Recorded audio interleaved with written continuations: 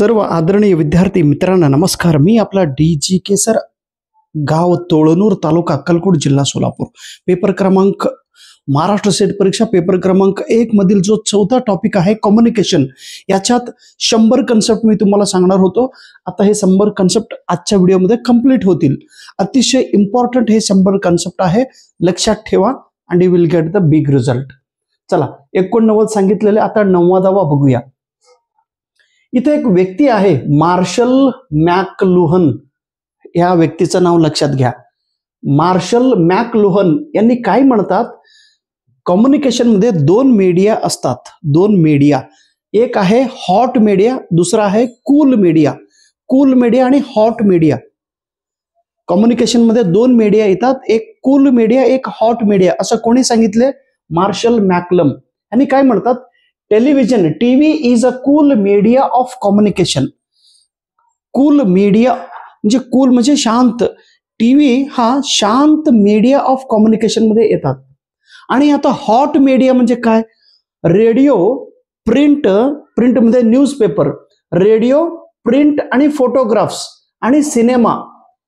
Radio, print, photograph, cinema हे hot media of communication मध्ये येतात. कूल मीडियामध्ये टेलिव्हिजन, टीव्ही येतात. हॉट मीडियामध्ये रेडिओ, सिनेमा, फोटोग्राफ्स आणि प्रिंट्स येतात.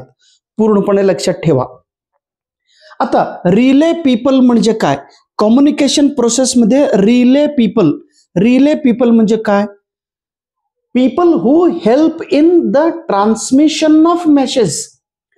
ट्रान्समिशन ऑफ मेसेज, एका ठिकाणाहून दुसऱ्या ठिकाणाकडे मेसेजचा ट्रान्समिशन करण्यासाठी, मेसेज पाठवण्यासाठी, संदेश पाठवण्यासाठी, एका ठिकाणाहून दुसऱ्या ठिकाणापर्यंत संदेश पाठवण्यासाठी जे लोक मदत करतात, अशा लोकांना रिले पीपल असे म्हणतात.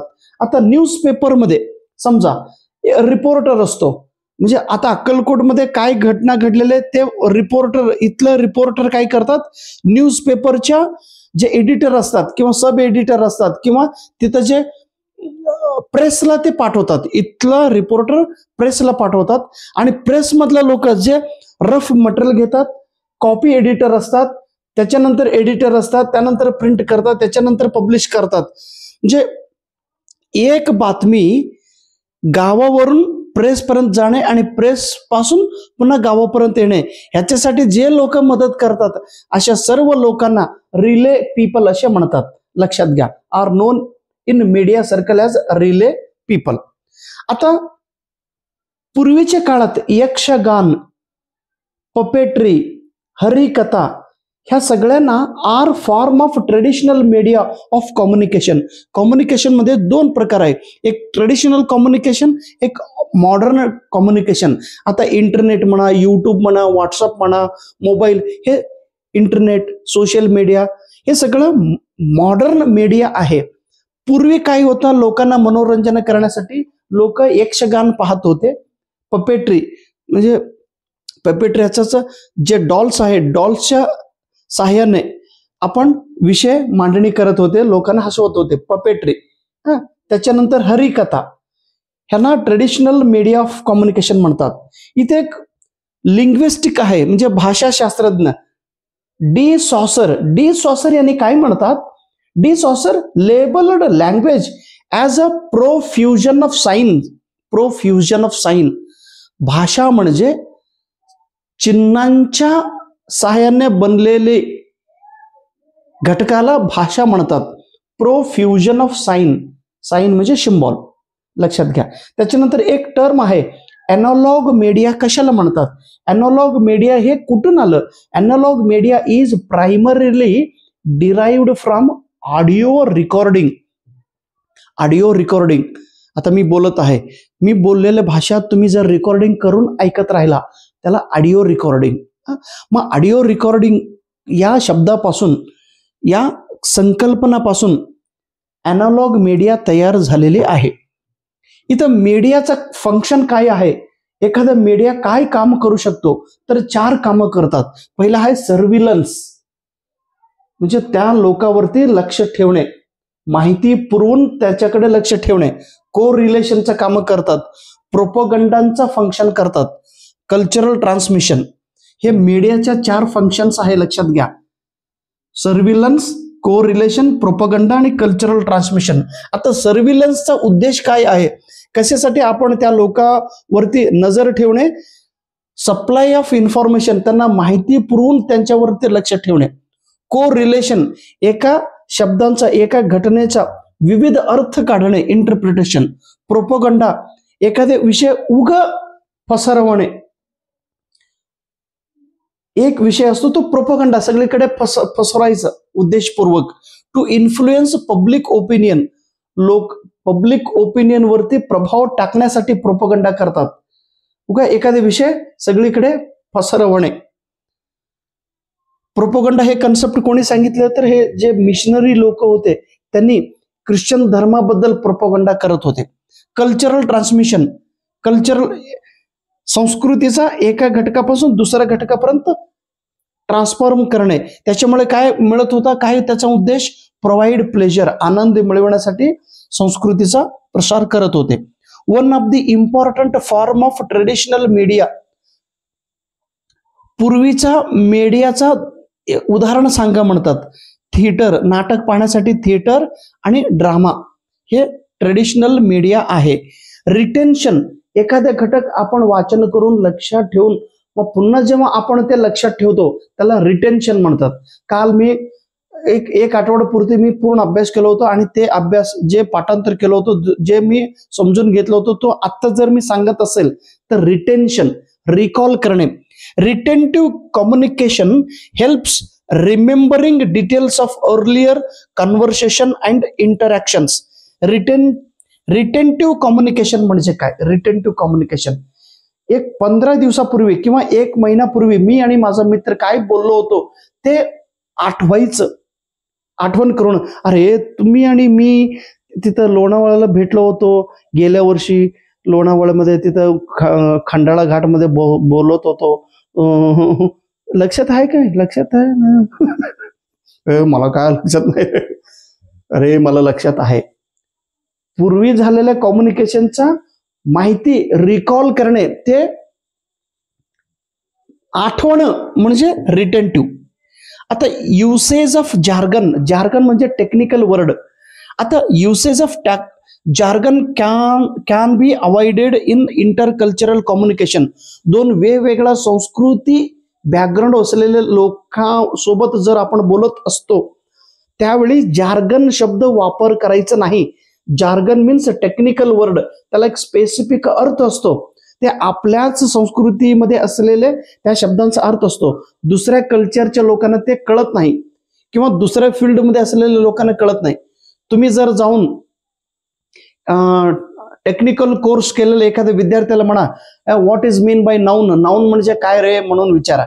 नाऊन, NOUN, नाऊन म्हणजे काय? त्यांना नाऊन म्हणजे नामपद हे लक्षात येत नाही. टेक्निकल वर्ड त्यांना वेगळा आहे. त्यांनी जर मेडिकलचा एखादा शब्द आपल्याला सांगितलं, त्यांचे शब्द आपल्याला कळत नाही. त्यामुळं प्रत्येक फील्डमध्ये एक एक वेगवेगळे शब्द वापरत असतात. मग मॅक्झिमम इंटरकल्चर फील्डमध्ये जार्गन शब्दांचा वापर करू नये. Next, interpersonal communication is most often consider as dyadic. 2 व्यक्तीमध्ये संभाषण होत असेल, कम्युनिकेशन होत असेल तर त्याला डॅडिक कम्युनिकेशन असे म्हणतात. त्याच्यानंतर aberrant decoding, aberrant decoding, decoding, coding, decoding. Decoding ह्याचा अर्थ काय? सिम्बॉलचा शब्दामध्ये कन्वर्ट करणे. एक चिन्ह असतो, त्या चिन्हांचा करेक्ट अर्थ आपण समजून घ्यायचं, इन्फॉर्मेशन. इथं अबरंट डिकोडिंग ह्याचा अर्थ सेंडरने जे माहिती आपल्याला पाठवलेले असतात ते लिसनरने बरोबर समजून घेतला पाहिजे. मी एक विषय तुम्हाला सांगितलं, मी स्पीकर आहे, मी सांगितल्यानंतर तुम्ही समजून घेतला, तुम्ही रिसिव्हर आहात. मी सांगितलेले उद्देश, मी सांगितलेल्या शब्दांचा अर्थ तुम्हाला जर करेक्ट कळालं तर ठीक आहे. तुम्हाला जर करेक्ट कळालं नाही, तुम्ही चुकीचा अर्थ समजून घेतला तर तो मिसमॅच होईल. मिसमॅच ऑफ मिनिंग, माझा अर्थ वेगळा आणि तुमचा अर्थ वेगळा आहे, शब्द तर तोच आहे. इथं शब्दांचा अर्थ समजून घेता येत नाही, तो मिसमॅच होतो. सेंडर आणि रिसिव्हरचा शब्दांचा अर्थ मिसमॅच होत असेल तर त्याला अबरंट डिकोडिंग असे म्हणतात. Okay, thank you so much. आतापर्यंत 100 कन्सेप्ट मी सांगितलेले आहे. अजून आहे भरपूर नाही. पेपरला येणारे कन्सेप्ट मी हुडकून त्यांना बांधून ठेवलं माझ्यासोबत. म्हणूनच 79 वेळा मी पास झालो. तुम्ही पण पास होणार, अजिबात घाबरायचं नाही. ओके, एक एक पिल्लू मी बाहेर काढतो. सगळं एकाच वेळी काढल्यानंतर तुम्ही कसं अगोदर हे 100 कन्सेप्ट लक्षात घ्या. ओके, आधी मी टीचिंग अप्टिट्यूडचे 100 कन्सेप्ट सांगितलो, रिसर्चचे 100 कन्सेप्ट सांगितलो. आता आपले हे 4th युनिट कम्युनिकेशन सांगणार आहे. त्याच्यानंतर अजून आहे एन्व्हायरमेंटचं 100 सांगतो, हायर एज्युकेशनचं 100, ICTचं 100. फक्त 4 युनिटांचं हे झाल्यानंतर सांगणार आहे. जे प्रॅक्टिस युनिट आहे mathematical reasoning, data interpretation, logical reasoning आणि पॅसेज कॉम्प्रिहेन्शन, ह्या 4 युनिटांचं हे सगळं झाल्यानंतर त्याच्यावरती मी सांगणार आहे. अगोदर हे 100 पूर्ण समजून घेऊया, त्याच्यानंतर पेपरला काय येणार आहे तेच सांगणार आहे. Okay, thank you so much. मग आता हे येणार नाही का सर पेपरला? येणारच, यायलाच पाहिजे. का? प्रश्न कुठून काढतात थोडा माहिती चाललेला आहे दादा नो.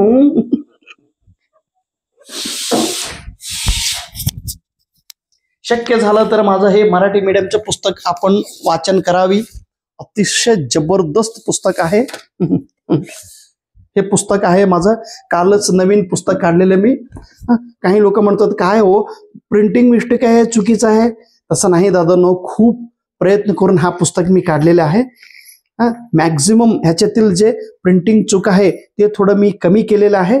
ओके, तुम्ही कंटेंट समजून घ्या. ओके, कंटेंट समजून घेतला तर this is the Marathi medium book. सगळं युनिट मी कव्हर केलेलं ह्याच्यामध्ये. पैशापेक्षा बुक इम्पॉर्टंट आहे. एकदा पुस्तक घ्या आणि अभ्यास करा आणि रिझल्ट काढा. परीक्षा पास झाल्यानंतर आता केलेला पैसा हा वाया जात नाही. दिस इज युअर इन्व्हेस्टमेंट. आणि थोडं जर इंग्रजी चांगलं असेल तर कंपल्सरी हे व्हॉल्यूम नंबर 1 घ्या आणि व्हॉल्यूम नंबर 2, ह्या दोन्ही पुस्तकमधून मी हे कन्सेप्ट सगळं एक्सप्लेन करून सांगत आहे. These are 2 very important books. Volume 1 आणि व्हॉल्यूम 2. तुम्हाला मराठी समजत नसेल तर हे गुगल लेन्स वापर करून मराठीमध्ये ट्रान्सलेशन करून अभ्यास करा. हे दोन्ही बुक्स क्वेश्चन बँक आहे आणि हे थेअरी बुक आहे. ओके, घेतलं तर खूप चांगलं होईल, नाही घेतलं तर व्हिडिओ बघा, नोटबुकमध्ये नोट्स काढा आणि रिझल्ट काढा. Thank you so much. नमस्कार.